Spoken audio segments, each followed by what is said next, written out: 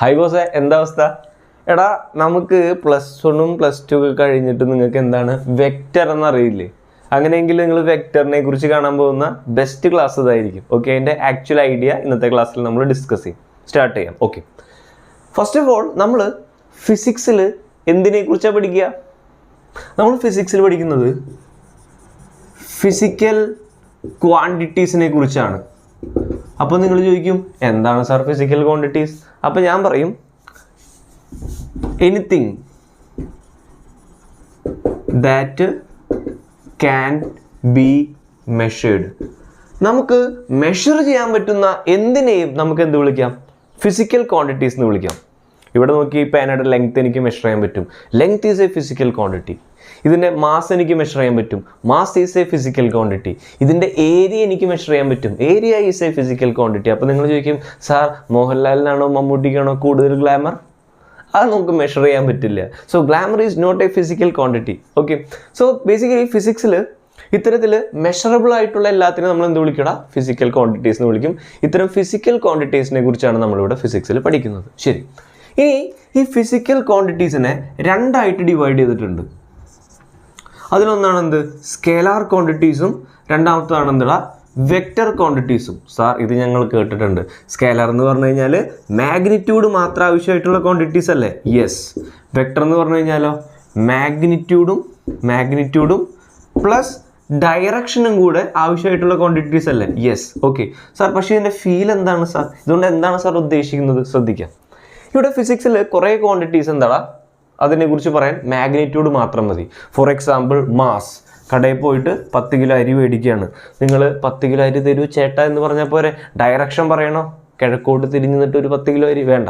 അപ്പോൾ ഡയറക്ഷൻ ആവശ്യമില്ല. ചില ക്വാണ്ടിറ്റീസിനെ കുറിച്ച് പറയുമ്പോൾ മാഗ്നിറ്റ്യൂഡ് മാത്രം പറയുമ്പോൾ കംപ്ലീറ്റ് ആയിട്ടുള്ള ഇൻഫോർമേഷനായി. ക്ലിയർ? അതേസമയം ഇവിടെ ചില ഫിസിക്കൽ ക്വാണ്ടിറ്റീസിനെ കുറിച്ച് പറയുമ്പോൾ അതിൻ്റെ ഡയറക്ഷനും കൂടെ പറഞ്ഞാലേ കംപ്ലീറ്റ് ആയിട്ടുള്ള ഇൻഫോർമേഷൻ കിട്ടുള്ളൂ. അതിനൊരു എക്സാമ്പിൾ ആണെന്ത്? ഫോഴ്സ്. ഓക്കെ, അത് ഞാൻ നിങ്ങളോട് പറയാണ്. ഇതിൻ്റെ മേലെ ഞാനൊരു 1 ന്യൂട്ടൺ ഫോഴ്സ് അപ്ലൈ ചെയ്തു. Okay, 1 newton. ഇതെങ്ങോട്ടാണ് നീങ്ങുക? അപ്പം നിങ്ങൾ പറയും, അറിയില്ല സാർ. എന്തുകൊണ്ടാണ്? ഇങ്ങനെ ഫോഴ്സ് കൊടുത്താൽ അങ്ങോട്ട് നീങ്ങും അല്ലേ? ഇനിയിപ്പോൾ ഇങ്ങനെ കൊടുത്താലോ ഇങ്ങോട്ടും നീങ്ങും. അപ്പോൾ ഇതിൻ്റെ മേലെ ഫോഴ്സ് ഉണ്ടാക്കുന്ന റിസൾട്ട് അറിയണമെങ്കിൽ നമുക്ക് എന്ത് വേണം? ഫോഴ്സ് ആക്ട് ചെയ്യുന്ന ഡയറക്ഷനും കൂടെ അറിയണം അല്ലേ? യെസ്. സോ ചില ഫിസിക്കൽ ക്വാണ്ടിറ്റീസിനെ കുറിച്ച് പറയുമ്പോൾ നമ്മൾ എന്ത് ചെയ്യണടാ? അളവിനോടൊപ്പം തന്നെ അതിൻ്റെ ഡയറക്ഷനും കൂടെ പറയണം. ക്ലിയർ? ഓക്കെ, ഒരു നല്ലൊരു എക്സാമ്പിൾ കൂടെ പറഞ്ഞു കഴിഞ്ഞാൽ, ഡിസ്റ്റൻസും ഡിസ്പ്ലേസ്മെൻറ്റും തമ്മിലുള്ള ഒരു കാര്യമുണ്ട്. ശ്രദ്ധിക്കാം. ഇത് പോയിന്റ് എ, ഇത് പോയിന്റ് ബി. എയിൽ നിന്നും ബിയിലേക്ക് എനിക്ക് വേണമെങ്കിൽ ഇങ്ങനെ പോവാം. ഒരു 18 മീറ്റർ ട്രാവൽ ചെയ്തു. വേണ്ട, 18 അല്ല, 40 മീറ്റർ. 40 അല്ല, ഒരു 60 മീറ്റർ ട്രാവൽ ചെയ്ത് ഇങ്ങനെ പോവാം. ഇനിയിപ്പോൾ എയിൽ നിന്നും ബിയിലേക്ക് എനിക്ക് വേണമെങ്കിൽ ഇങ്ങനെ പോവാം. അല്ല, ഇങ്ങനെ പോകുമ്പോൾ ഒരു 80 മീറ്റർ ട്രാവൽ ചെയ്ത് കഴിഞ്ഞാൽ ഇങ്ങനെ പോവാം അല്ലേ? ഇതൊക്കെ എയിൽ നിന്നും ബിയിലേക്ക് പോകാനായിട്ടുള്ള ഡിസ്റ്റൻസുകളാണെന്ന് നിങ്ങൾക്കറിയാം അല്ലേ? ഇനി ഡിസ്പ്ലേസ്മെൻറ്റ് ചോദിച്ചാൽ നിങ്ങൾ പറയും, so displacement is the shortest distance between initial and final point. എയ്ക്കും ബിക്കും ഇടയിലുള്ള ഷോർട്ടസ്റ്റ് ഡിസ്റ്റൻസ് ആണ് ഡിസ്പ്ലേസ്മെന്റ് നിങ്ങൾ പറയില്ലേ? യെസ്. അല്ലെങ്കിൽ സ്ട്രെയിറ്റ് ലൈൻ ഡിസ്റ്റൻസ് ആണെന്ന് പറയില്ലേ? നിങ്ങൾ പറയും ഇതാണ് ഡിസ്പ്ലേസ്മെന്റ് എന്നല്ലേ? ഇതുവരെ നിങ്ങൾ പറഞ്ഞത് കൃത്യമാണ്. ഇനി ഞാൻ പറയുന്ന കാര്യം ഇതാണ്. അപ്പോൾ ഈ ഒരു ദൂരം 50 മീറ്റർ ആണെന്ന് വിചാരിക്കുക. അപ്പോൾ ഞാൻ നിങ്ങളോട് ചോദിക്കട്ടെ, ഷോർട്ടസ്റ്റ് ഡിസ്റ്റൻസ് ആണല്ലോ ഡിസ്പ്ലേസ്മെന്റ്? Yes sir.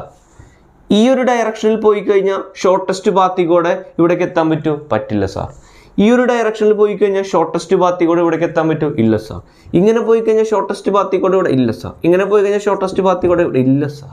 ഷോർട്ടസ്റ്റ് പാത്തിൽ കൂടെ എയിൽ നിന്നും ബിയിലേക്ക് എത്തണമെങ്കിൽ നിങ്ങൾ എന്ത് ചെയ്യണം? ഈ ഒരു പർട്ടിക്കുലർ ഡയറക്ഷനിൽ തന്നെ പോകണം. ഓക്കെ, അതായത് ഡയറക്ഷൻ ഡിപ്പെൻഡൻ്റ് ആയിട്ടുള്ള ഒരു സാധനമാണ് എന്ത്? ഡിസ്പ്ലേസ്മെൻറ്റ്. അതുകൊണ്ട് നമ്മൾ ഡിസ്പ്ലേസ്മെൻറ്റിനെ എന്ത് വിളിക്കുന്നു? Vector quantity. ക്ലിയർ? ഇത്രയും കാര്യങ്ങൾ മനസ്സിലായെങ്കിൽ ഇനിയാണ് വെക്റ്റർ കടന്നു വരുന്നത് കേട്ടോ. വെക്റ്ററിൻ്റെ ആക്ച്വൽ ആയിട്ടുള്ള കഥകൾ ശ്രദ്ധിക്കാം. ഇവിടെ ഡിസ്റ്റൻസിനെ പറയാനായിട്ട് എനിക്ക് വെറുതെ 60 മീറ്റർ എന്ന് എഴുതിയാൽ മതി, അല്ലെങ്കിൽ ഇവിടെ 80 മീറ്റർ എന്ന് എഴുതിയാൽ മതി. അതേസമയം ഇവിടുത്തെ ഡിസ്പ്ലേസ്മെൻറ്റ് ചോദിച്ചു കഴിഞ്ഞാൽ ഞാൻ 50 മീറ്റർ എന്ന് എഴുതിയാൽ മതിയോ സാർ? 50 എന്ന് മാത്രം എഴുതിയാൽ മതിയോ? പോരാ.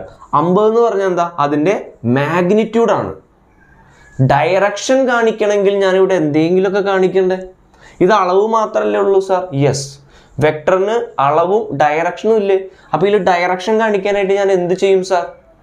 ഈ ചോദ്യത്തിൽ നിന്നാണ് നമ്മൾ വെക്ടർ എന്ന് പറയുന്ന കാര്യം പഠിക്കാനായിട്ട് പോകുന്നത് കേട്ടോ. അപ്പോൾ ഇതാണടാ കാര്യം.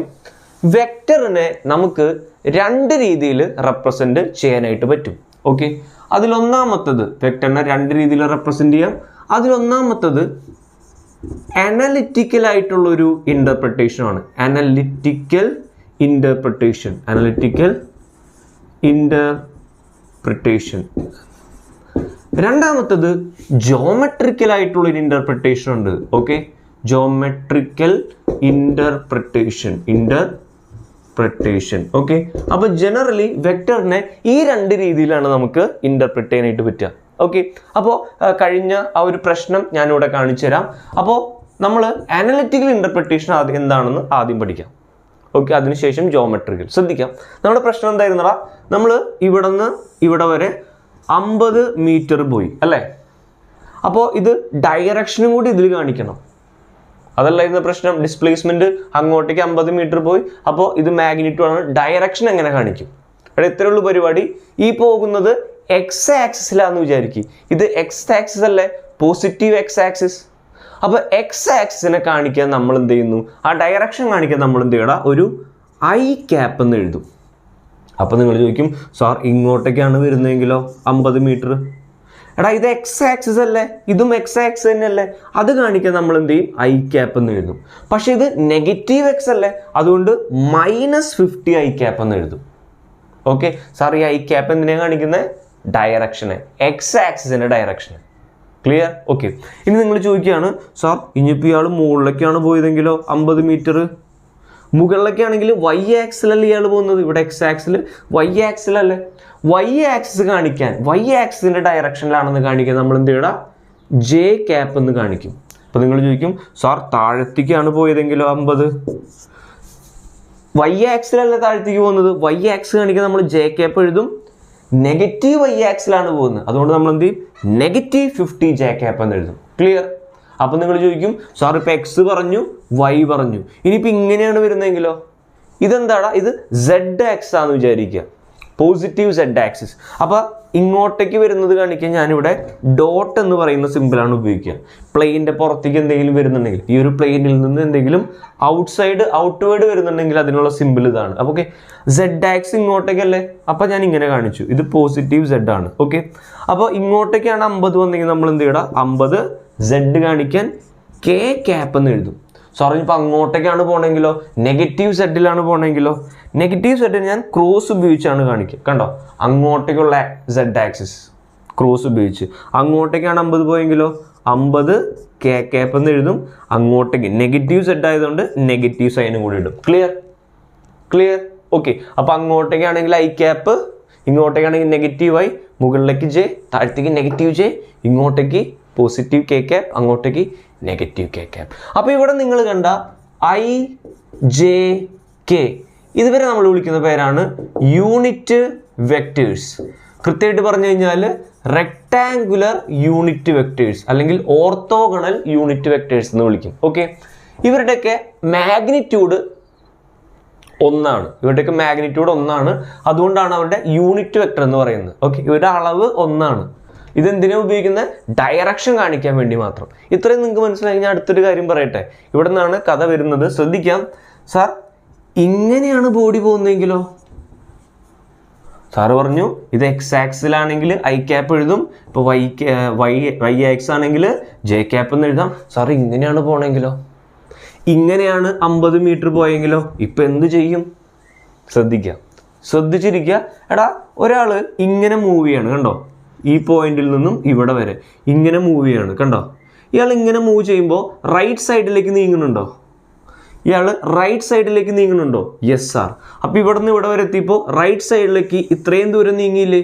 Yes sir. 40 മീറ്റർ റൈറ്റ് സൈഡിലേക്ക് നീങ്ങി. ശ്രദ്ധിക്കുക. ഇനി ഇയാൾ ഇങ്ങനെ പോകുമ്പോൾ ഇയാൾ മുകളിലേക്ക് നീങ്ങുന്നുണ്ടോ? അതായത് വൈ ആക്സിൽ നീങ്ങുന്നുണ്ടോ? യെസ് സാർ, മുകളിലേക്ക് പോകുന്നുണ്ട്. എത്ര ദൂരം പോയി? ഇത്രയും ദൂരം മുകളിലേക്ക് പോയി സാർ. Yes or no? ഇയാൾ ഇവിടെ നിന്ന് ഇവിടെ വരെ എത്തിയപ്പോൾ 40 എക്സ് ആക്സിൽ നീങ്ങി, 30 എന്ത് ചെയ്തടാ? വൈ ആക്സിൽ നീങ്ങി. അപ്പോൾ നമ്മൾ എന്ത് ചെയ്യുന്ന അറിയാമോ, നമുക്ക് എന്ത് പറയാടാ, ഈ 50 എന്ന് പറയുന്നത് ഈ ഒരു സാധനത്തിന് ഇനി നമുക്ക് എങ്ങനെ എഴുതാൻ പറ്റും, 40 ഐ ക്യാപ്പിൽ നീങ്ങി പ്ലസ് 30 ജെ ക്യാപ്പിൽ നീങ്ങി. ഇതാണ് നമ്മുടെ 50 എന്ന് പറയാൻ പറ്റും. തൽക്കാലത്തേക്ക് ഞാൻ ഇതിനെ ഈ ഡിസ്പ്ലേസ്മെന്റ്, അതൊരു വെക്ടർ ക്വാണ്ടിറ്റി ആണ്. ഈ 50 എന്ന് പറഞ്ഞാൽ ഡിസ്പ്ലേസ്മെന്റ് വെക്ടർ ക്വാണ്ടിറ്റി ആണ്. അതിന് ഞാൻ വെക്ടർ എന്ന് എഴുതി കഴിഞ്ഞാൽ എനിക്ക് ഈ വെക്ടർ എന്നെ എങ്ങനെ പറയാൻ പറ്റൂടാ, 40 ഐ ക്യാപ്പിലും 30 ജെ ക്യാപ്പിലും പോകുന്ന എന്താ ചേർന്നതാണെന്ത്, വെക്ടർ എന്ന് പറയാനായിട്ട് പറ്റും. സാർ കഴിഞ്ഞോ?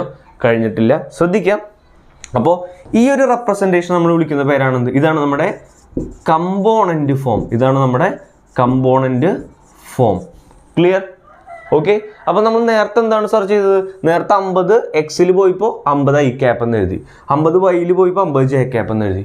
സാർ അതുപോലെ തന്നെ ഇവിടെ 50 ഇങ്ങനെയല്ലേ പോകുന്നത് അല്ലേ, ഇവിടെ എക്സിൽ പോയിപ്പോൾ എക്സിൻ്റെ ഡയറക്ഷൻ ഐ ക്യാപ്പ് ഉണ്ട്, വൈയുടെ ഡയറക്ഷന് ജെ ക്യാപ്പ് ഉണ്ട്. സാർ അപ്പോൾ ഇങ്ങനെ പോകുമ്പോൾ ഈ ഡയറക്ഷനെ കാണിക്കാനായിട്ട് ആരെങ്കിലും ഉണ്ടോ എന്ന് ചോദിച്ചു കഴിഞ്ഞാൽ, ആരെങ്കിലും ഉണ്ടായിരുന്നെങ്കിൽ നന്നായിരുന്നു അല്ലേ, ഒരാളുണ്ട്. ശ്രദ്ധിക്കാം. നമുക്ക് വേണമെങ്കിൽ എന്ത് എഴുതാടാ, നമുക്ക് വേണമെങ്കിൽ ഇവിടെ നിന്ന് ഇങ്ങോട്ടേക്ക് പോയല്ലോ, മാഗ്നിറ്റ്യൂഡ് 50 അല്ലേ, ഈ ഡയറക്ഷനെ കാണിക്കാനായിട്ട് എനിക്ക് എന്ത് എഴുതാം, എൻ ക്യാപ്പ് എന്ന് എഴുതാം.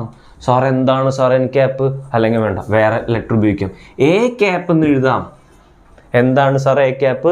എ ക്യാപ്പ് എന്ന് പറയുന്നത് ആ ഡയറക്ഷനിലുള്ള യൂണിറ്റ് വെക്റ്റർ. എ ക്യാപ്പ് എന്ന് പറഞ്ഞാൽ എന്താ, ആ ഡയറക്ഷനിലുള്ള യൂണിറ്റ് വെക്റ്റർ. എക്സ് ഡയറക്ഷനിലെ യൂണിറ്റ് വെക്റ്റർ ഐ ക്യാപ്പ് അല്ലേ, വൈ ഡയറക്ഷനിൽ ജെ ക്യാപ്പ് അല്ലേ. എ ക്യാപ്പ് എന്താ, ഈ വെക്റ്ററിന്റെ ഡയറക്ഷനിലുള്ള യൂണിറ്റ് വെക്റ്റർ. അടുത്തതാണ് അടിപൊളി, ശ്രദ്ധിക്കാം. എടാ 50 എന്ന് പറഞ്ഞു കഴിഞ്ഞാൽ ഡിസ്പ്ലേസ്മെന്റിന്റെ മാഗ്നിറ്റ്യൂഡ്, അതിനെ നമ്മൾ ആ ഡയറക്ഷനിലുള്ള യൂണിറ്റ് വെക്റ്റർ കൊണ്ട് മൾട്ടിപ്ലൈ ചെയ്തു. ഓക്കെ, ഇത് മാഗ്നിറ്റ്യൂഡ്, ഇത് ഡയറക്ഷൻ, രണ്ടും ആയില്ലേ, വെക്ടറാണ്. ഇത് മാഗ്നിറ്റ്യൂഡ്, ഇത് ഡയറക്ഷൻ. ഇത് മൾട്ടിപ്ലൈ ചെയ്യുമ്പോൾ നമുക്ക് എന്താ കിട്ടാന്നറിയോ, ഈ സാധനം കിട്ടും, കമ്പോണന്റ് ഫോം കിട്ടും.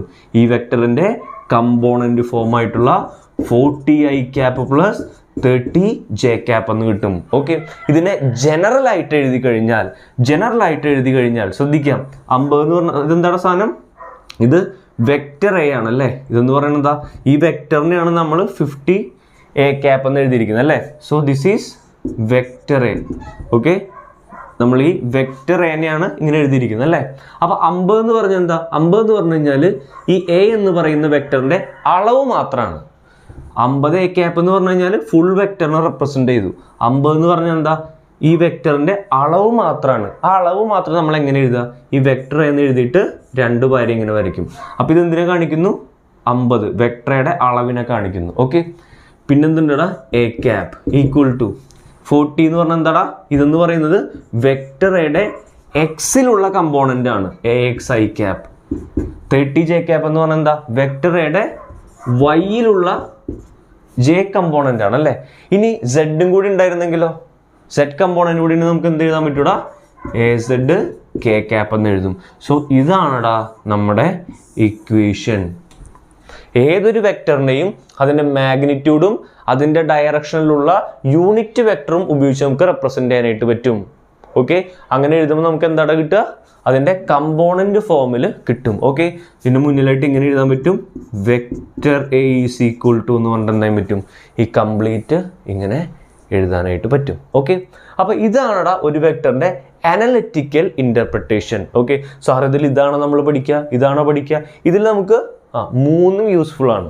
ഓക്കെ, ഇതിൽ സിറ്റുവേഷൻ അനുസരിച്ച് നമുക്ക് ഏത് വേണമെങ്കിലും സെലക്ട് ചെയ്ത് ക്വസ്റ്റ്യൻ ചെയ്യേണ്ടതായിട്ട് വരും. ക്ലിയർ?